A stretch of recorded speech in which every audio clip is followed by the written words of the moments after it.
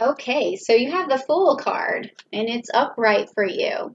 So that makes sense to me in my mind because, the Fool card is something where you're embarking on a new journey and you have sort of let go of the past. You're ready to learn again. You're ready to travel again. You're ready to explore again.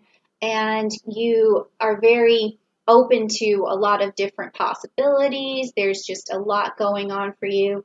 And it could be that you're starting a new business. It could be that you're already working on something new for yourself, a new source of income, maybe even a new relationship. There's something that you've taken the leap of faith for and that I feel like you're already on it. So this is your current situation right here, okay? That's your current situation. So I like this story already, okay? So let's put that back. And this next card is like it's like a bridge. It's like what you cross over to get to the other side, to like what might be in your way or what might help you along the way. Like, what's your bridge going to look like? Is it going to be a nice bridge or an unsturdy, unshaky bridge? Like, what are we going to see here? Okay, and also while I'm looking at that, I'm just going to look down to see if I have, anything going into Taurus for the month of May. I don't really see a lot of planetary action, but there are going to be some influences for you for sure on your bridge from Scorpio because we have a new moon in Scorpio on May 7th. So I feel like you're going to definitely have a lot of clarity around some project or task that you need to have done. You're going to get determined. You're going to have a passion for something for sure. And then we also have the sun entering Gemini on May 20th, and then a moon in Gemini on May 22nd. So then that even after you've gotten this ability to move forward and to buckle down on your goals, you're also going to be able to really communicate those goals as well. And things are going to start moving for you, moving and shaking. So let's just see what this bridge says about that Ace of Cups right there. So as you can see in this position, so what this is telling me is that, this is your first gift from this new journey that you're on. Is this Ace of Cups is something that you're going to keep in your back pocket, and it's going to help you along, and it's going to be something positive for you for sure. Okay, so this is like what you're carrying around with you as you embark on this new journey. And because it's the Ace of Cups, this is also meaning to me that you're going to have a lot of emotion in this new adventure that you're going on. It's going to either be exciting or full of love or full of respect and compassion and empathy and sympathy. And there's a lot going on with you right now, Taurus, that feels very warm and fuzzy. Okay. So I'm also going to just check over here because this isn't my typical deck, just to see what else I can say about this. Yeah, I mean, the traditional meaning of this deck is like having a new baby or a new relationship or some sort of proposal or marriage. I mean, this sounds really positive, okay? That's another bridge that you can cross, maybe now, maybe later, but it's definitely along this new journey that you're going on, okay? All right. So now this next card that we have is going to be talking about the root. And it's sort of like the foundation of the question or the underlining base of the issue in your unconsciousness that sort of leads your actions. Whatever unconscious thing or the root of a problem or whatever is driving you basically is what this card is going to tell us. So we need to make sure that we know that this is a positive thing no matter whether the card comes, upside down or not. So let's just take a look, okay? All right, so the card is upside down. It is the Seven of Wands, okay? And so we already know that this is a card of manifestation, okay? But it is in reverse, so I want to see kind of where we'd be going with this. So this is kind of telling me that where you should be moving forward, sometimes you may quit an idea before it fully comes to fruition. Okay, so that's something I don't want you to do. I want you to make sure that you flush out all of your dreams and all of your ambitions at this point.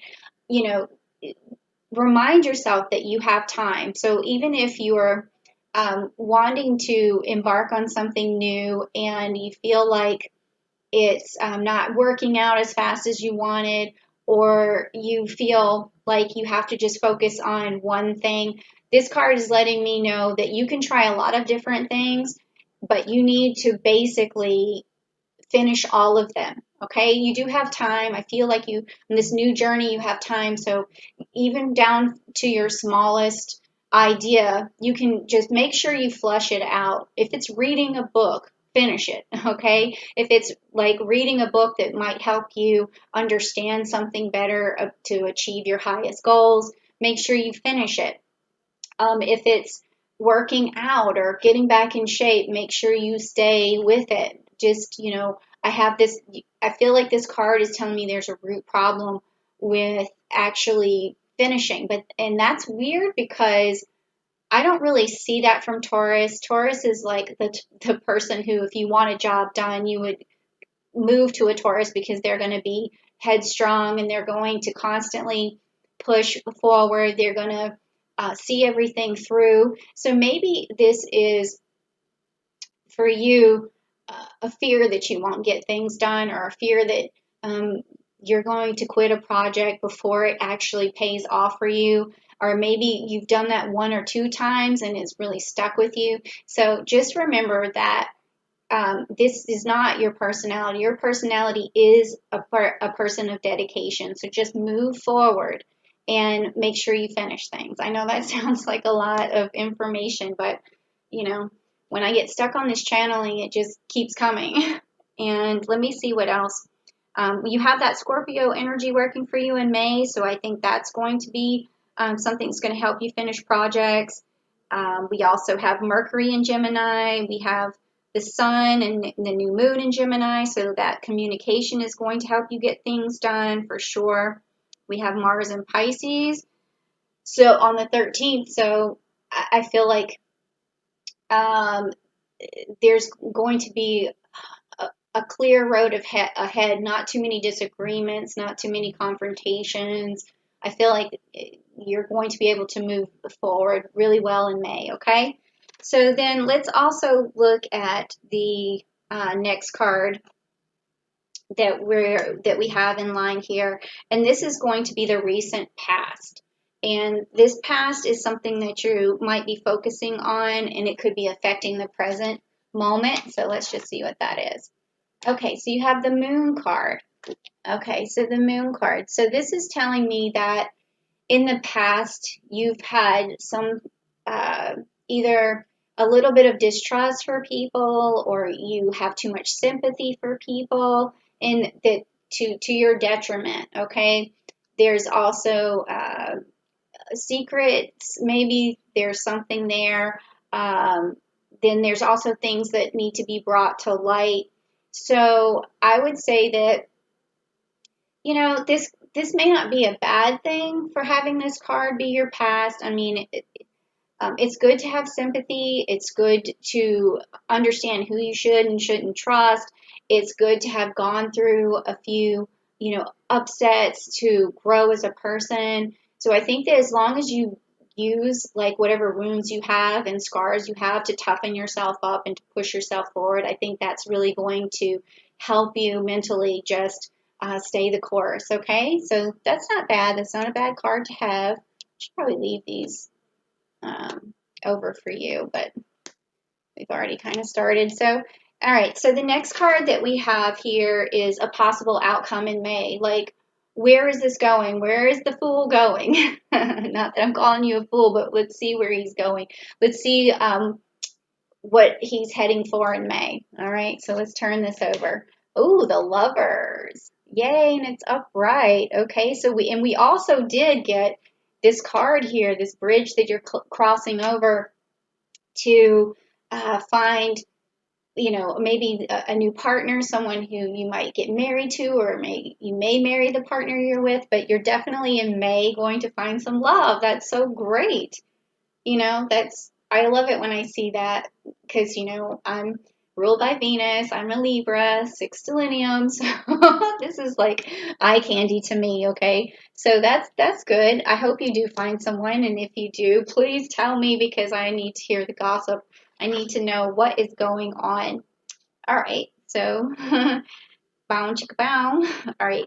Now, next we are going to look at your future influences that could unfold, like something that is going to spark you along. Okay, so let's see what that is. All right, so we're getting a lot of upright cards, which is good. And this is the Nine of Pentacles. Ooh, and look at that. That's beautiful. Okay, and it is upright, so I want to see. Okay, all right, let's see, Pentacles. Luxury, self-sufficient, financial gain, and there's solo pleasure. So this sounds really good. This sounds like your whatever journey you're on is going to bring you love. It's going to bring you abundance. It's going to just bring you luxury. I'm liking this. I like the Taurus reading this month. This sounds really good. So that's hopeful. I'm jealous. Of course, I haven't done the Libra reading yet, so I don't know what's going to happen to me yet. So we'll see. Okay, and then also let's go to the next card. The next card is about you. It's about your strengths, your weaknesses, what you need to overcome, what you need to use, like what's going on with yourself and your personality right now. It's going to really push you and help you along. So let's check this out. All right, so we have the King of Cups. The King of Cups is upside down, okay? But that's okay. So what that tells me, this is your strength and your weakness, okay? And with it being the King of Cups, I'm feeling from you that there is a lot of sympathy for other people that sometimes shadows your decisions. That's kind of what I'm getting from this. So I want you to understand that it's okay to be sympathetic to people. It's actually a really good trait, but not to your own detriment. You really need to learn how to balance your emotions. And that's why, you know, we have the 2 cups here. And I just want to check out as well. And we have this also saying, again, romantic love, partnership, proposal, and marriage. Wow, this is getting pretty real right now. So that's what this card also means. Whew. So, can you send me the wedding invitation? I want to see what this is about. I'm so like incredibly intrigued right now, and I'm feeling the love. I'm feeling a lot of love energy. I'm just, you know, really feeling like I need to pick up this rock and give it this rose quartz and give it that energy because if I can channel it into this gem or this stone, I know that it's going to give my cards more power, and I'm kind of what do you call it? Siphoning your good energy into this love stone here. Okay? All right. Don't blame me. Okay. Now, let's see. The next card is going to be your environment, like how you feel about your environment, how you feel like other people feel about you. Are they helpful? Or are you feeling like your environment's not great? So let's see what it could be. Oh, me. All right. Well, it is the 9 of swords. And it's upside down, though. So, I mean, that's a good sign because usually there's a lot of grief involved when it's upright. It's almost like the end of something really horrible happening. Like it's the, you know, absolute worst storm before it gets better. Like that's what this card is about. And so let's see, I mean, in the upside position, it could be like the worst is over and now it's time to move forward and you can let go of the past, you can let go of your wounds, or you can learn to build off your wounds and move forward because that's definitely what this is telling me right here. So, yeah. Okay, now which is good because it seems like you're coming out of something. So we're not, you know, too worried about that card. And next is going to be your hopes and fears, like what is it you're hopeful for, and what might hold you back because of fear. Okay, so let's take a look. All right, so the Knight of Swords. The Knight of Swords. That's interesting because the Knight of Pentacles came up for Aries in the last reading in the same position. So this to me tells me that you're really looking for someone and you're afraid that you won't find them, someone who is able to communicate with you finally, someone who's able to discern between right and wrong, someone who's capable of balancing life with you, someone who has your back. And I really feel like that's your fear, is that you won't find that right person. You won't find someone with the clarity that's needed to work alongside you. But I think that because this card is upright, this card is definitely with you. You will find that person. You will find maybe someone with a lot of air sign energy who's able to be fair and just and intelligent, and someone who's able to really communicate well with you and really, mesh with you. So this is telling me that you don't really have to fear that you're not going to find that person or it's going to be the wrong person, because it seems to me like you're about to find the right person. Okay, so lastly is the outcome card, okay? And it's like the resolution of everything that's coming for May. I definitely am seeing love in May.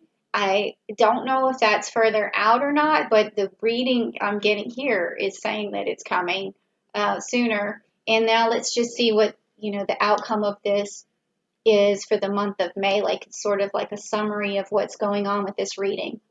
Okay, so you have the Hierophant again. Upright. Oh my gosh, you are definitely getting married. I think this is what is happening. I mean, I would be shocked if you're not, or you're entering into some sort of bond with someone, whether, if you're not a believer in signing a piece of paper or getting married in a church or whatever you do. It's definitely going to be some sort of loving bond, something that maybe is traditional to some extent. So it's going to have a lot of meaning to it. And I just want to look real quick for the Hierophant and see what else it could mean. Connections, conformity, traditions. So, I mean, to me, a lot of that, based on this reading, it seems like it could even be a traditional wedding. Okay, something is going to go along with your beliefs. It's going to jive with your beliefs. I can't believe I still use that word, but that's what it sounds like to me. So this is really cool.